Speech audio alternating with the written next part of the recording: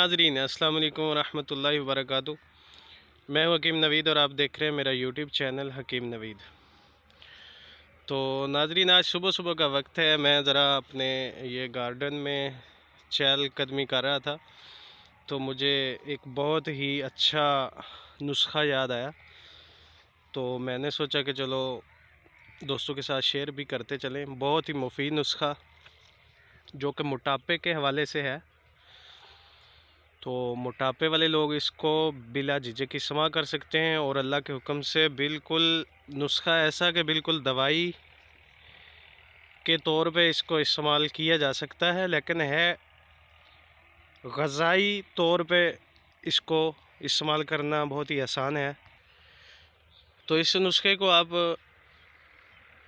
इलाज bill Gaza का नाम भी दे सकते हैं कि अमूमन हमारे घरों में सुबह दोपहर शाम 3 टाइम की जो चाय पकाई जाती है, तो उस चाय का तरीक़ाकार बदलने से चाय का जो मटीरियल होता है, अज्ज़ा होते हैं, सिर्फ़ उसमें रद्दो-बदल करने से इंशाअल्लाह ना सिर्फ़ आपका मैदा कवी हो जाएगा बल्कि मोटापे का भी बहुत हद तक जो है वो अज़ाला हो जाएगा। तो चलते हैं नुस्खे की तरफ।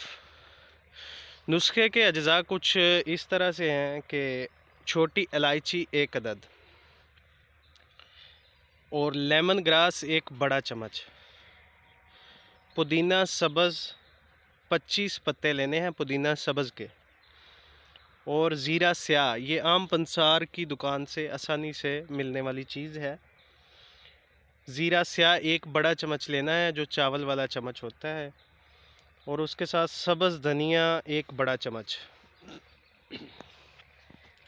सब्ज़ धनिए का 1 बड़ा चम्मच, जो पत्तियां होती हैं उसकी, बल्कि जो चाय है इसमें पत्तियां इस्तेमाल नहीं होगी बल्कि बीज उसके इस्तेमाल हो जाएंगे। तो सब्ज़ पत्तियां आपने इस्तेमाल नहीं करनी बल्कि बाज़ार से बीज मिल जाते हैं जो मिसाले वगैरह में इस्तेमाल किए जाते हैं, वो लेकर आपने इस्तेमाल करने हैं। और पानी जो है वो 2 गिलास आपने डालना है इसमें। तो अमूमन वैसे भी हमारे घरों में जो चाय पकाई जाती है वो भी बहुत ज़्यादा उसका साइड इफ़ेक्ट होता है, तो उसके मुतबादिल अगर इस नुस्खा को इस्तेमाल किया जाए तो ना सिर्फ बीमारी दूर हो सकती है बल्कि क़ुव्वत हाज़मा भी बहुत आला दर्जे का जो है वो मज़बूत हो सकता है। तो ये नुस्खा मैं आपको दोबारा नोट करवा देता हूँ। छोटी इलायची 1 अदद, लेमन ग्रास 1 बड़ा चम्मच, पुदीना सब्ज़ 25 पत्ते, काला ज़ीरा 1 बड़ा चम्मच, सब्ज़ धनिया 1 बड़ा चम्मच, पानी 2 गिलास। तो इसको बनाने का तरीका ये है कि ये पानी देगची में डालकर तमाम चीज़ें देगची में डाल दी जाए।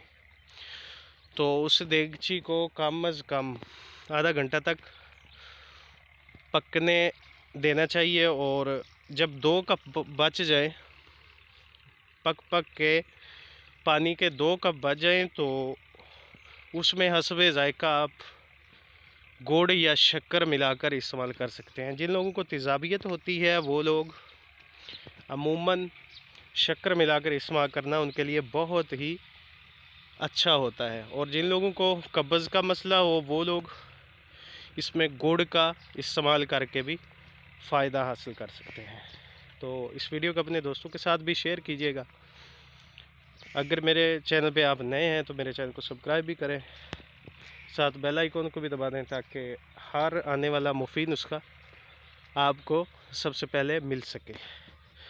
तो तब तक चाहते हैं इजाज़त। अल्लाह हाफ़िज़।